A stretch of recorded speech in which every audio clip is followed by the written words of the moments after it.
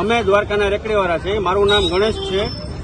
અમે 10-15 દિવસથી હડતાલ ઉપર હતા. અમને ઊંધા માર્ગે ચડાવ્યા કોંગ્રેસવાળાઓએ કે અમે તમારું નિરાવરણ લઈ આવશું ને અમે તમને જગા દેવડાવશું.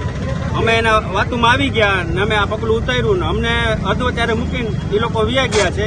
હવે અમને સરકારશ્રીને એટલી અમારી વિનંતી છે કે અમને બધાને યોગ્ય જગા દઈ દે ને અમારા રોજી રોટલો હાલે.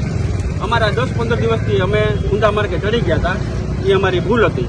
આજે તમે શું કાર્યક્રમ કરી રહ્યા છો? આજે મટકી ચોકથી અમે એનું પુતળું લઈને અમે તનબત્તી સુધી જવાના છે એના વિરોધ માટે. અમને આવી રીતના ભટકાવ્યા. આપણે